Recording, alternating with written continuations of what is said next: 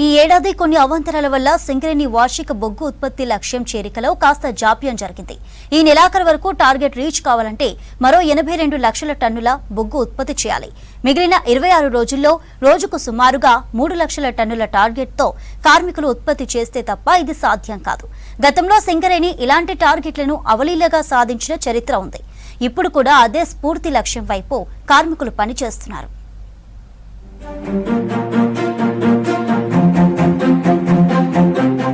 ఉమ్మడి జిల్లాల పరంగా కరీంనగర్, ఆదిలాబాద్, ఖమ్మం, వరంగల్ జిల్లాల్లో విస్తరించి ఉన్న సింగరేణిలో మొత్తం 23 అండర్ గ్రౌండ్ మైన్స్, మరో 19 ఓపెన్ కాస్ట్ మైన్స్ ద్వారా బొగ్గు ఉత్పత్తి సాగుతోంది. ఈ మహాక్రతువులో దాదాపు 47,000 మంది సింగరేణి సంస్థలో శాశ్వత ఉద్యోగులు, కార్మికులు పనిచేస్తుండగా ఇంతకు రెట్టింపు స్థాయిలో కాంట్రాక్ట్ అవుట్ సోర్సింగ్ కార్మికులు పనిచేస్తున్నారు.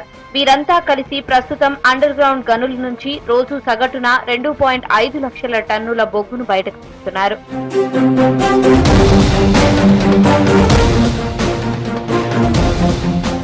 2023-24 ఆర్థిక సంవత్సరంలో 70 మిలియన్ టన్నుల బొగ్గును గనుల నుంచి వెలికి తీయాలన్న లక్ష్యంలో సింగరేణి వడివడిగా అడుగులు వేస్తోంది. నల్ల బంగారాన్ని వెలికి తీసే క్రమంలో అడ్డంకులను అధిగమిస్తూ ముందుకు సాగుతోంది. టార్గెట్ రీచ్ కు ఇప్పటికే 62.8 మిలియన్ టన్నులు అంటే 99% ఉత్పత్తి చేసి మరో 8.2 మిలియన్ టన్నుల దూరంలో ఉంది. మిగిలిన 26 రోజుల్లో ఈ లక్ష్యం కొంత భారమే అయినా సాధించి తీరుతామంటున్నారు అధికారులు. దీనికోసం సింగరేణి ఉన్నతాధికారులు ప్రాంతాల వారీగా సమీక్షలు నిర్వహిస్తూ టార్గెట్ సాధించే విధంగా కార్మికులను ప్రోత్సహిస్తున్నారు. మన సింగరేణి సంస్థ ఈ సంవత్సరానికి 70 మిలియన్ టన్నుల టార్గెట్ తో మనం ముందుకెళ్తున్నాం. అంటే 700 లక్షలు. దాంట్లో భాగంగా 631 లక్షల ఉత్పత్తికి గాను 627 లక్షల కోట్లు సాధించాం.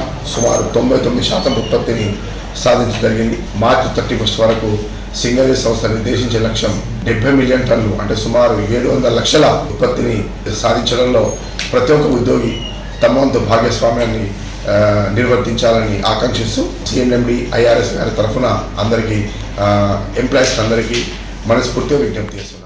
సింగరేణి ప్రతి ఏడాది ఏప్రిల్ 1 నుంచి మార్చి 31 వరకు బొగ్గు ఉత్పత్తి కోసం వార్షిక టార్గెట్ నిర్ణయించుకుంటుంది. ఈ మేరకు ఈ ఏడాది నిర్దేశించిన ఉత్పత్తి లక్ష్య సాధన కోసం ప్రణాళికలు రచించి అందుకు అనుగుణంగా ఎప్పటికప్పుడు టార్గెట్ రీచ్ అవుతుంటారు. ఈ ఏడాది ఏర్పడిన కొన్ని అడ్డంకులతో టార్గెట్ లో కొద్దిగా వెనకబడినట్లు కనిపిస్తోంది. వర్షాలు కురిసినప్పుడు అండర్ గ్రౌండ్ లో ఎలాంటి ఇబ్బంది ఉండకపోయినా యంత్రాలతో నిర్వహించే ఓపెన్ కాస్టుల్లో నీరు చేరి ప్రొడక్షన్ ఆగిపోతుంటుంది. అదేవిధంగా అసెంబ్లీ ఎన్నికల ప్రభావం, సింగరేణి గుర్తింపు ఎన్నికల హడావిడి పేరుతో కొద్ది రోజులు ప్రొడక్షన్ పై కొంత ప్రతికూల ప్రభావం పడింది. దీంతో చివరి నెల అయిన మార్చిలో సుమారు 8.28 మిలియన్ టన్నుల బొగ్గు ఉత్పత్తి సాధించాల్సిన పరిస్థితి ఏర్పడింది. ఇందుకోసం రోజుకు 3 లక్షల టన్నుల బొగ్గు ఉత్పత్తి చేయాలని నిర్ణయించారు.